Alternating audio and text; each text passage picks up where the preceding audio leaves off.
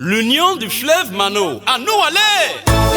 Sierra Leone, la Libéria, la Côte d'Ivoire et la Guinée. Protégeons nos forêts, car il est-il bon pour nous tous et nos générations d'avenir. Bénédiction de la forêt, épisode 6.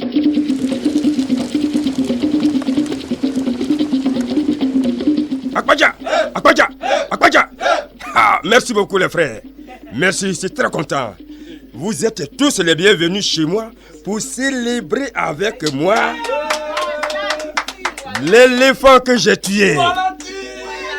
Akbaja, c'était grand honneur, un grand exploit pour un chasseur comme moi. Akbaja, et je vous informe que Pacom était avec moi pendant que je tuais l'éléphant. Mais je vous apprends qu'il avait tellement peur. Il était mort de peur. Allez, Walati, reconnais que j'étais celui qui te motivait. D'accord, mon frère Pacom, tu t'es plutôt bien débrouillé. Et Walati, raconte-nous comment ça s'est passé. Coco, tu aurais dû être là. C'était un grand spectacle à voir. Tu vois ce sifflet là? Tu vois ce sifflet? Mais c'est magique. Spécialement et merveilleusement fabriqué par mon arrière-grand-père, qui était le premier chasseur en chef de Manonzela. Ce sifflet-là, quand je le pointe comme ça dans n'importe quelle direction de la forêt, et que je souffle dedans comme ça, vous, les animaux courent comme ça. Ils viennent comme ça en courant. Ils viennent vers moi comme ça. Ils viennent poco. Attendez les gars, permettez-moi de vous montrer le sifflet magique. Tu ne vas quand même pas prendre le risque de mettre en danger le futur héritier de Manonzela. Quand je vois un éléphant couché dans ma maison, mon âme bénit le Seigneur. Mon âme bénit le Seigneur. Mon âme bénit le Seigneur. Les amis, Walati est un homme qui a plusieurs cordes à son arc, hein? Il chante également très bien. Tu es béni par comme tu iras au paradis. Ça là, moi je sais, mon nom est déjà inscrit au paradis. Mais toi, il ne suis pas sûr que tu iras au paradis. Mais pourquoi pas? Tu penses que tu es meilleur que moi? Oh les frères, pas besoin de parler beaucoup ou bien. Apportez la nourriture et les boissons. Mangeons, buvons et soyons heureux. Hé, c'est quel bruit ça? Dites-moi ce qui se passe ici. Oh, papa, tu n'es pas au courant? Non? Walati a tué un éléphant. Un éléphant? Oh chef, pourquoi tu as craché dans ta paume droite avant de la frotter sur ton front?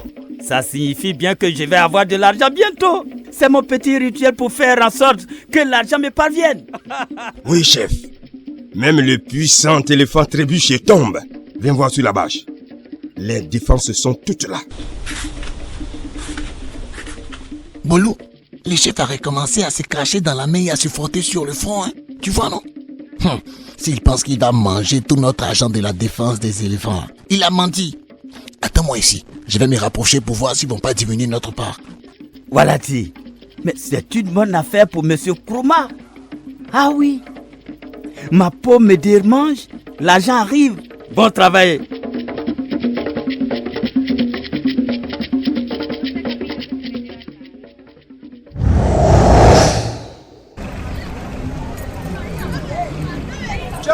Chef, excusez-moi. C'est qui? Excusez-moi, chef. C'est moi, Saïdi. Je t'ai vu venir au magasin, alors je t'ai suivi. Ah oui, cette boutique vend des chaussures et des parfums. Et j'en prends pour moi et pour ma femme. Si tu veux, hein, tu peux en prendre et je paye. Non, merci. Saïdi, d'où vient ce bruit-là? Je ne sais pas, mais ça devient de plus en plus fort. Hein.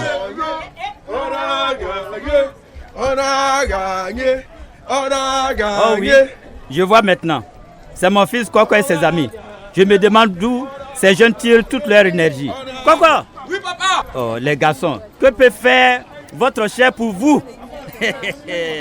Venez prendre de l'argent. Merci, papa. Comment ça va, Coco? Oh, quitte devant moi, tiens. Traite là. On a gagné. Les gars, allons-y boire du vin de femme. Je ne suis pas un traître. Tu ne sais pas de quoi tu parles, Coco. Quel est le problème, Saïdi? Chef Loué, la vérité est qu'il est dangereux de faire affaire avec un homme comme M. Kroma. Et on veut lui vendre une partie de notre forêt communautaire. Mais pourquoi? De quoi tu parles là? Chef, la vérité est que les investisseurs comme lui là, ils sont principalement des menteurs. Ils font des promesses qu'ils ne tiennent pas. En plus, ils font plus de mal que de bien à la forêt, chef. Donc tu penses que tu es plus intelligent que moi, ton chef? Tu veux faire mon travail à ma place, c'est ça? Non, chef. Comment tu peux dire ça? Je dis simplement que la plupart des sociétés de concession là, chaque fois qu'on leur donne une parcelle, ils en prennent des kilomètres. Écoute, mon garçon, laisse-moi te dire quelque chose. En tant que membre du CFMC, il est mon devoir de respecter ces règlements. Mais en même temps, en tant que le chef suprême de Manon Zéla, il m'incombe de créer des opportunités pour mon peuple. Toi y compris. Alors, arrête de bavarder dans le village comme si tu ne faisais pas partie de ceux qui bénéficieront des accords que j'ai signés. Avec tout le respect que je te dois, chef, aucune somme d'argent ne peut briser ma fidélité à la conservation de la forêt communautaire. Je te vois venir, chef. Attends, ne pars pas, hein. Tu dois partir, chef. C'est quelle sorte d'homme qui s'assoit sur les épaules du chef et qui dit que ses cheveux plus? Nous verrons ça.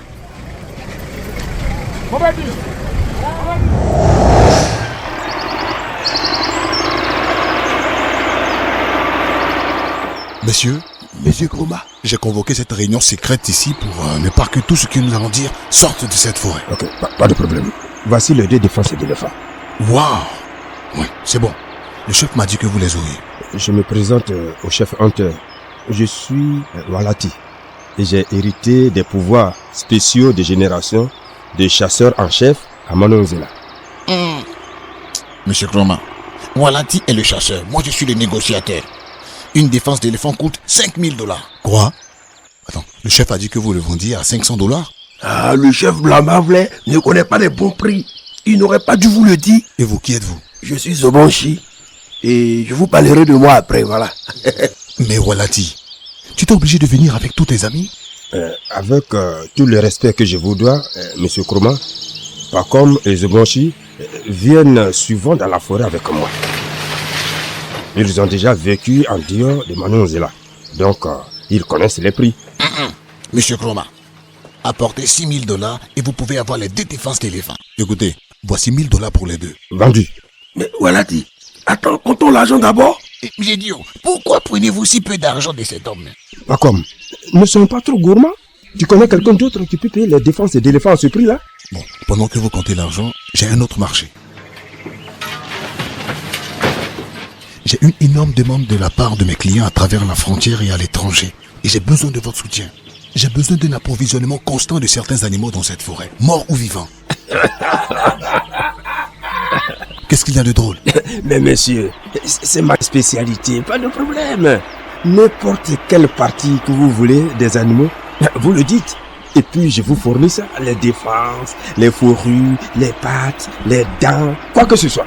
Monsieur Kroma, avez-vous besoin d'autre chose parce que je peux obtenir tout ce que vous voulez? Bon, j'ai également besoin de plus de terre pour faire une immense plantation de cacao. Ah, c'est là que j'interviens.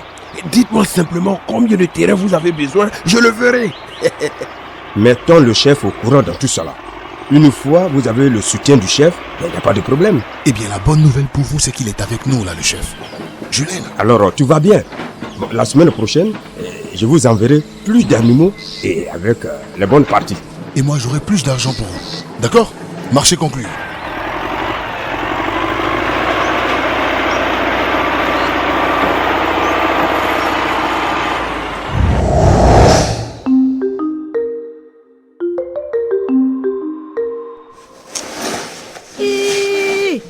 Papa, mon sac est ouvert. Je crois pas. Bonlou, que se passe-t-il? J'étais dans cette pièce et puis j'ai remarqué que ce sac noir où il y avait mon argent là, ça a disparu. C'est vrai, mais moi je n'ai pris qu'une seule partie de l'argent, hein? Et puis c'est tout. Je voulais aller boire une bouteille de King Juice ou 2 avec mes amis, hein? Je n'ai rien pris d'autre. Comment tu oses fouiller dans mon sac et prendre mon argent? Pourquoi tu as fait ça? Golou, que se passe-t-il? Voilà, tu veux vraiment savoir ce qui se passe, hein? Oui. Ce poulet d'homme est entré dans ma maison et puis il a pris mon argent que j'ai souffert pour avoir là. Écoute, Golou, j'ai travaillé dur pour t'aider avec ton exploitation de charbon et de bois là. Nous avons récolté l'argent ensemble, hein? Donc arrête d'aboyer sur moi comme si je n'ai rien fait. Ah, tu veux me tenir tête? Faut donner mon argent, sinon tu vas pas sortir de cette maison-là. Bolou, laisse ma chemise. Oh. Je vais pas laisser ta chemise. Hein? Toi, tu avais ton argent que tu as gagné grâce à l'or. Toi et puis Coco là, l'or que vous avez vendu là. Mais tu as préféré dépenser ça dans le maquis en train de boire du vin de palme. Écoute, Bolou, on vient de gagner de l'argent en vendant 2 défenses d'éléphant à M. Kroma. Yeah. Voici ton argent. C'était juste un crédit que j'avais pris. Hein. Vous avez vendu la défense là à combien? $1000. Mais ce montant est petit. Ils vous ont exploité. Ils vont amener ça de l'autre côté de la frontière et puis ils vont vendre ça à $10,000. Dis-moi, Walati, je t'avais dit que l'argent était trop petit. Tu vois? Regarde moi-même. Après, ça va donner sa part au chef là. Il ne reste plus rien pour moi avec Bolou. Walati. Oui. Tu fais quoi avec ton argent même? Mais je les dépense avec mes 2 femmes et puis mes 7 enfants. Et puis, ils ont besoin de manger et d'aller à l'école. Toi, tu me dis la vérité là. Tu es sûr que tu économises l'argent que tu gagnes avec ton entreprise de chasse là? Mais comment je vais économiser? Les animaux même sont rares dans la forêt là-bas. Eh bien, cet argent que tu viens de gagner en vendant les défenses d'éléphants là, tu dois le garder fermement. Maintenant, toi, pas comme là. C'est toi qui vas t'occuper de payer la nourriture durant tout ce mois. Bolou, mon argent est presque fini. Oh. Quoi? J'espère que tu n'es pas allé dépenser l'argent avec tes prostituées là. Hein? Hey, pourquoi vais-je faire ça alors que j'ai la plus belle femme du monde à la maison? Tu as fait quoi avec ton argent même?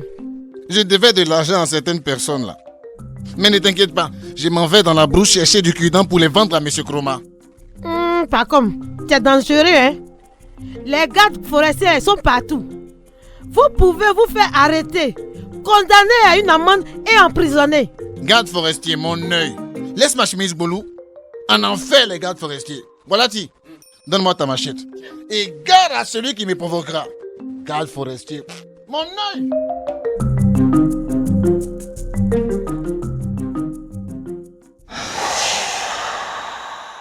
Conservons les animaux protégés pour les générations futures. L'union du fleuve Mano. À nous aller. Sierra Leone, Liberia, la Côte d'Ivoire et la Guinée. Protégeons nos forêts, car il est-il bon pour nous tous et nos générations d'avenir. Les comédiens de cette fiction sont Sissé El Adjvadineka dans les rôles de Coco et Zobonchi, Tao Daniel dans les rôles de Saïdi, Monsieur Kroma, Pacom, Patricia Zebato dans les rôles de Mamaloua, Bolou, garde forestier Flomo, Tao Bernard dans le rôle du chef Blamaoulé, Begré Aminata dans le rôle de Déconti, Armanda Achier dans le rôle de Ballet, Baka Sylvain dans les rôles de Walati, Vieux Caille. Et pour la direction artistique, Luis Marquez. Ce programme vous a été offert par le peuple américain et le programme ouest-africain pour la biodiversité et le changement climatique de USAID. Le programme WABIC est produit par Eddie Theater en partenariat avec Alma Productions. Protéger